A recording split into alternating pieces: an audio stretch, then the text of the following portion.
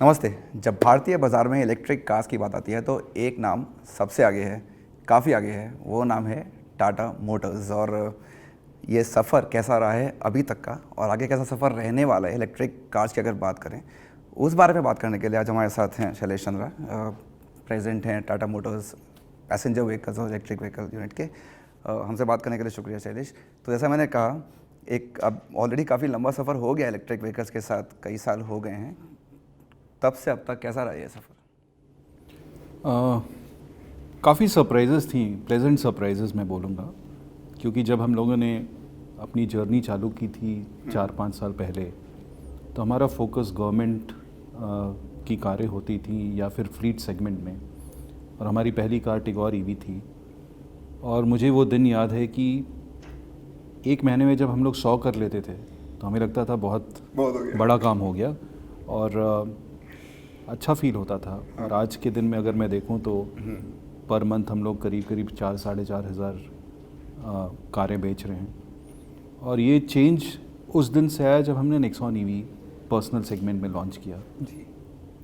और Nexon EV ने एक बहुत ही स्ट्रॉन्ग प्रोपोजिशन कस्टमर्स को दिया, जिसमें प्राइस, फीचर, रेंज का एक सही संतुलन था तीनों का, जिसके कारण लोगों को काफ़ी पसंद आया।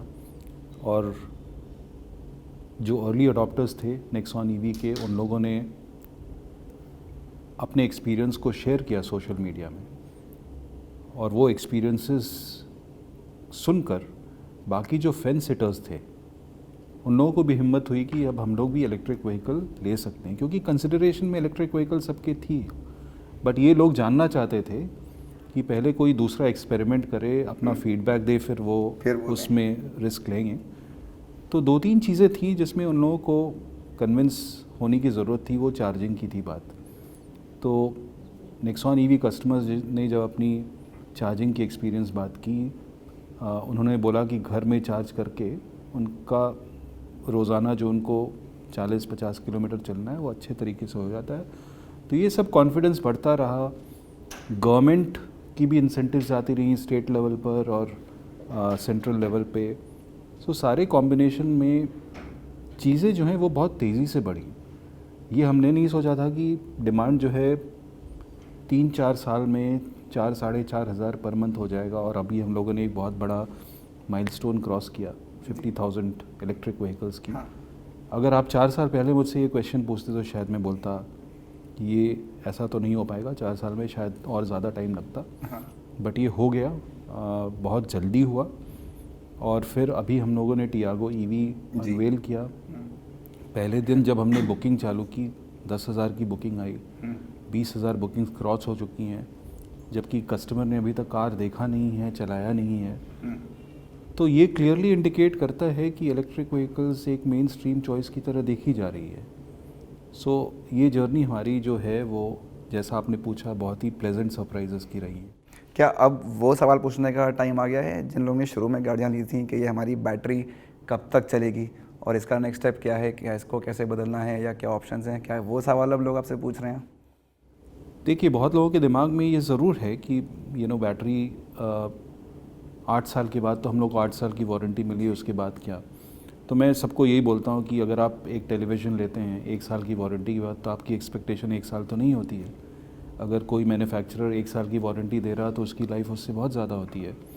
और अगर आप कैलकुलेशन करके देखें, जो बैटरी सेल की लाइफ जो है वो साइकिल्स में की जाती है। जैसे जो बैटरी हम लोग यूज़ करते हैं सेल LFP, उसकी साइकिल लाइफ 3000 साइकिल होती है। उसको अगर आप मल्टीप्लाई कर दें आपके व्हीकल के रेंज से, तो आपको पता चलेगा ये बैटरी कितने दिन तक चल सकती है। तो मुझे लगता है बैटरी जो है वो आपकी कार की लाइफ से ज़्यादा चल सकती है। तो सबसे पहले तो मैं ये बोलता हूँ। दूसरा कि जो आपकी एनुअल सेविंग हो रही है रनिंग कॉस्ट में आज के दिन में, और पेट्रोल प्राइसेस तो और बढ़ेंगी, पेट्रोल कार्स और डीजल कार्स की कीमत और बढ़ती जाएगी आगे आने वाले वर्षों में रेगुलेशंस के कारण। तो 70-80 हज़ार की जो सेविंग एनुअली हो रही है रनिंग कॉस्ट में, उससे पेबैक पीरियड जो है आपका बहुत कम है। तो आप 5-6 साल में तो आप पूरी रिकवर कर लेंगे। मान लीजिए वर्स्ट केस सिनारियो कि अगर बैटरी आपकी ख़राब हो जाती है, जो कि मैंने बोला कि ऐसा होना संभव नहीं लगता। अगर ख़राब भी हुआ, अगर एक मॉडल भी हुआ तो उसका रिप्लेसमेंट हो जाएगा, और हम लोग भी काम करते रहेंगे, बैटरी प्राइसेस कम होती जाएंगी। तो मुझे नहीं लगता है कि इसके लिए काफ़ी चिंता होनी चाहिए कस्टमर्स को। बट अगर आप किसी इलेक्ट्रिक व्हीकल ओनर से बात करेंगे तो, और मैंने इसलिए मैं बोल रहा हूँ क्योंकि मैंने सोशल मीडिया में देखा है उनके कमेंट्स को। अच्छा। उनसे किसी ने पूछा कि आपने ये सोचा कि बैटरी अगर ख़राब हो जाएगी, तो क्या बोले मैं ये सोचता नहीं हूँ। अच्छा। क्योंकि अगर वो ज़ीरो भी हो जाए मेरे लिए, ये गाड़ी की रीसेल वैल्यू है ये, मैं उससे बहुत ज़्यादा रिकवर कर चुका हूँ। अच्छा, ऐसा आपने टियागो ईवी की बात करी, आपको सबसे नई कार है आपके इलेक्ट्रिक पोर्टफोलियो में। लगातार क्या ये भी कोशिश है कि लोगों को एक अफोर्डेबल कार दी जाए जिसमें उनको इलेक्ट्रिक कार, क्योंकि शुरू से ये समझ रहा है कि इलेक्ट्रिक कार खरीदने के लिए बहुत खर्चा करना पड़ता है, कि आपकी ये कोशिश भी है साथ साथ कि शुरू से एक विजन रहा है? हमने कई सालों पहले देखा था कि देश के आम आदमी को 1 लाख रुपए की गाड़ी देनी है। ये वहाँ से सोच आ रही है कंपनी की कि अफोर्डेबिलिटी इंपॉर्टेंट है? देखिए, इंडियन कस्टमर्स को अगर आप सही रीड करेंगे तो कस्टमर जो है वो प्राइस के पीछे नहीं जा रहा है। अच्छा। वो एक सही संतुलन चाह रहा है प्राइस की, फीचर की, इलेक्ट्रिक व्हीकल में रेंज की।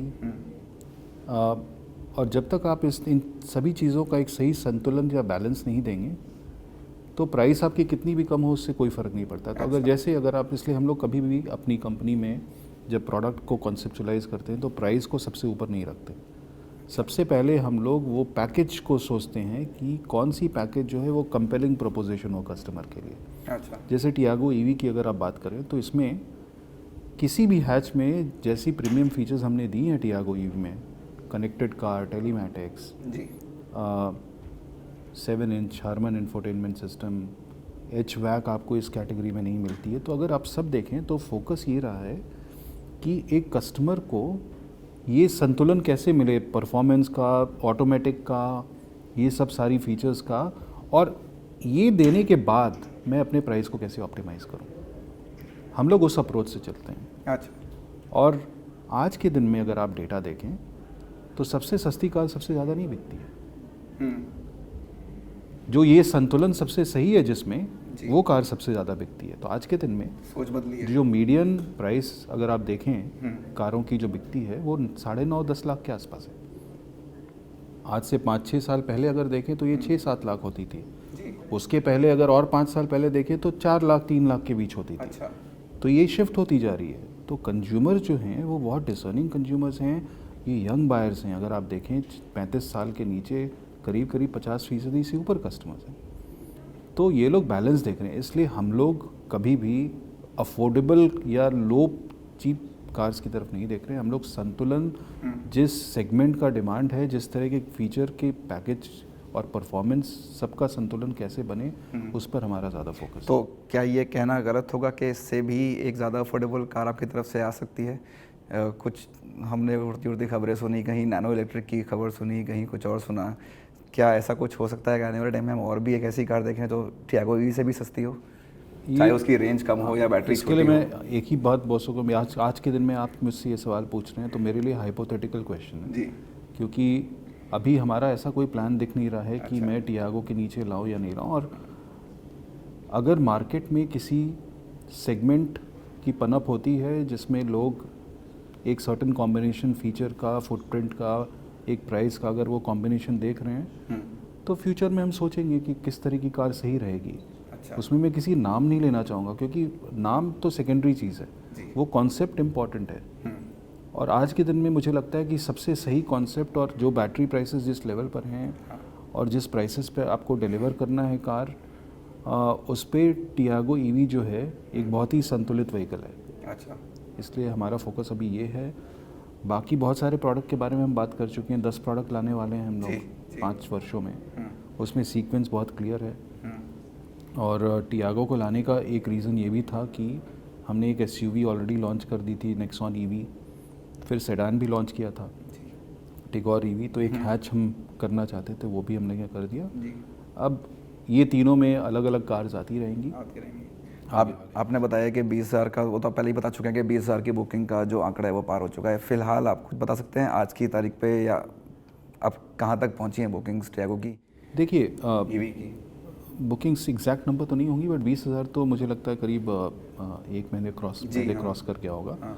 बुकिंग्स को हम लोग बहुत ट्रैक नहीं करें क्योंकि बहुत सारे कस्टमर्स 50,000 के आसपास हैं जिन्होंने हमारे वेबसाइट पर अपना इंटरेस्ट शो किया अच्छा। है और वो पहले अब कार देखना चाहते हैं, फील करना चाहते हैं। अच्छा। क्योंकि अभी जो 20,000 से ऊपर जो कस्टमर ने बुक किया है उन्होंने अभी कार को देखा और फील भी नहीं किया है।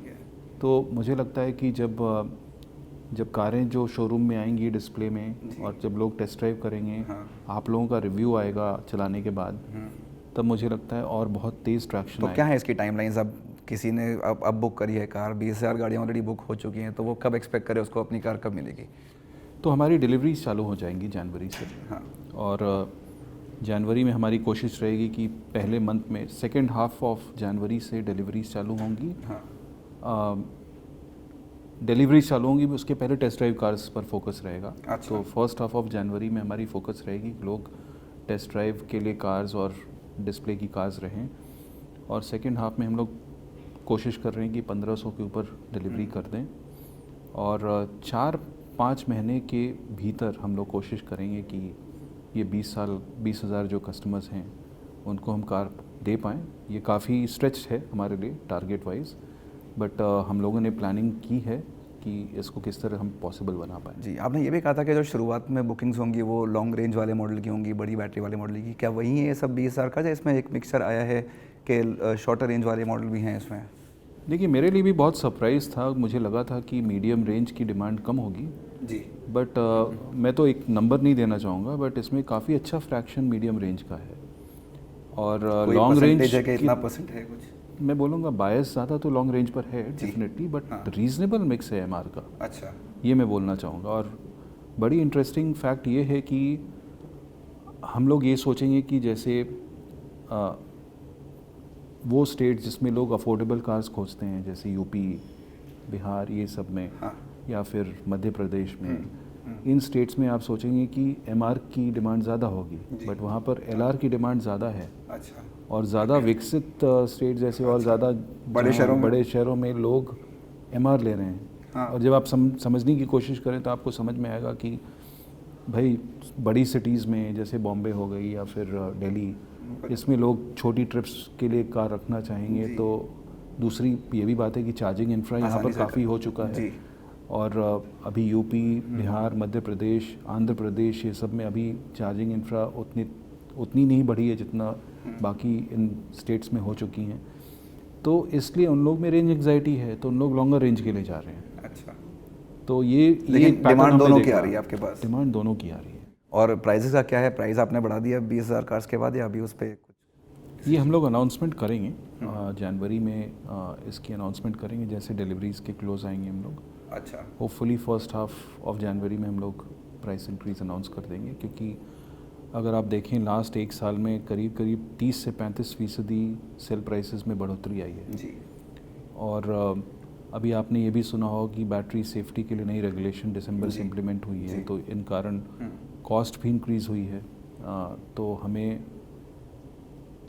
अगर एक्चुअली देखें तो 5% से ऊपर कॉस्ट इंक्रीज़ हो चुकी है। अच्छा। इन फैक्टर्स के कारण जी। लेकिन हम लोग, मैं आपको डायरेक्शन दे सकता हूँ कि इससे कम रहेगा।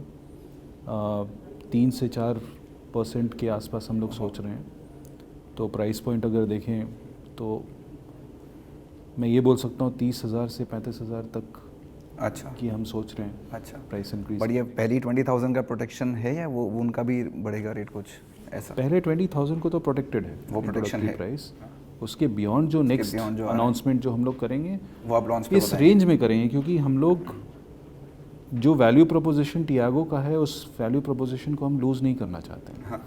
तो हम लोग जो इस बीच जो प्राइस इंक्रीज़ हुई, कॉस्ट इंक्रीज़ हुई हैं, जो फैक्टर्स के कारण मैंने बोला, उसको हम लोग अभी पूरा पास ऑन नहीं करना चाह रहे हैं। हाँ। और मुझे लगता है 3 मार्केट में जो मैं एक्सपेक्टेशन देख रहा हूँ कि लोग 50,000, 1 लाख तक की बात कर रहे थे, तो वो हम लोग नहीं करना चाहते हैं। हम लोग चाहते हैं कि लोगों का इंटरेस्ट टियागो में बना रहे, और जो इसकी, जो मैं बोलता हूँ हमेशा सही बैलेंस जो होना चाहिए वो इस प्राइस पॉइंट पे आना चाहिए। इससे कुछ टिगोर ईवी पे फ़र्क पड़ा है, पॉजिटिव या नेगेटिव डिमांड सेल्स में? नहीं, देखिए, टिगोर ईवी के कस्टमर्स सेडान कस्टमर्स हैं। अच्छा। और 2-3 महीने पहले जब हमने टियागो को ये अनवेल किया था, उस समय टिगोर में फीचर्स एक्चुअली कुछ कम थी। जी। तो हम लोगों ने लास्ट वो आपने उसमें मंथ हाँ, डाल में दिया। बराबर कर दिया फीचर्स को। जी। तो अब हमने देखा है जब से हमने ये किया है लास्ट 2 वीक से जी। अच्छा ट्रैक्शन मिला है हमें टिगोर अच्छा। ईवी में। और ये भी हमने इंश्योर किया कि पुराने टिगोर ईवी के कस्टमर्स हैं उनको भी हम सॉफ्टवेयर अपग्रेड दें। जी। तो उससे भी काफ़ी अच्छे सेंटिमेंट्स दिखे हैं एक्सप्रेस टी customers का भी में। अच्छा डिमांड आ रहा है, हमने आज ही देखा 5000 का। एक्सप्रेस टी में बहुत फ्लीट सेगमेंट में बहुत तेज़ डिमांड है। हाँ। रिक्वायरमेंट बहुत हाई हैं, हम लोग को उसको मीट करने में तो मुश्किल हो रही है। जी। लेकिन हम लोग मुझे लगता है कि सेडान की बिक्री फ्लीट सेगमेंट में तो होगी ही ज़्यादा। जी। और इसमें 2 तरह के कस्टमर्स दिख रहे हैं, 2 तरह की यूज्ड केस में बोलूँगा। एक ई हेलिंग कंपनीज़ हैं, जी। कुछ नाम आप देखे होंगे जैसे ब्लू स्मार्ट या जी। फिर अभी आपको जैसे ये कल जो हमने साइन किया। या दूसरे कैटेगरी कस्टमर्स हैं कॉर्पोरेट कस्टमर्स हैं जो अपने एम्प्लॉयज़ को ऑफिस से घर इलेक्ट्रिक व्हीकल्स में ट्रांसपोर्ट करते हैं। तो ये 2 कैटेगरीज़ में काफ़ी तेज़ी दिख रही है हमें। मेरा आखिरी सवाल शैलेश, आपने ये तो बता दिया कि बहुत सारी आने वाली हैं ऑन डिफरेंट प्लेटफॉर्म्स या और based on different models, but immediate अगर नेक्स्ट 1-2 की बात करें या टाइमलाइंस की बात करें तो उसमें लोग क्या एक्सपेक्ट करें आपसे, क्योंकि अब आपसे उम्मीदें बढ़ गई हैं, क्योंकि आपने इतना कर दिया तो अब लोगों को लगता है कि आप इससे ज़्यादा और करेंगे और तेज़ी से करेंगे। तो शॉर्ट टर्म में क्या एक्सपेक्ट करें इलेक्ट्रिक सेगमेंट में आपसे, कब तक करें? हर साल 1-2 इलेक्ट्रिक व्हीकल्स हम लाएंगे और एक सीक्वेंस हमारा हमने डिसाइड किया है। आपने देखा जैसे पहला एसयूवी, सेडान और फिर हैच। जी। और आपको सिर्फ इतना ही हिंट दे सकता हूँ क्योंकि ये सस्पेंस ही रहना चाहिए मेरे हिसाब से, तभी मार्केट को भी अच्छा लगेगा जब हम लॉन्च करेंगे। जैसे टियागो ईवी को जब लॉन्च किया तो लोग एक्सपेक्ट नहीं कर रहे थे, जी। कोई दूसरी कार एक्सपेक्ट कर रहे थे। तो ऐसी सरप्राइजेस हम देते रहेंगे आगे आने वाले दिनों में। और कोशिश ये रहेगी अपने आगे वाले लॉन्चेस में कि हम लोग वो कारें लॉन्च करें जो इलेक्ट्रिक व्हीकल को मेन स्ट्रीम चॉइस बनाए। अच्छा, तो इतना ही मैं बता पाऊँगा आज आपको। ठीक है, हमसे बात करने के लिए बहुत बहुत शुक्रिया और ऑफ कोर्स आने वाले सफ़र के लिए आपको ऑल द बेस्ट। धन्यवाद।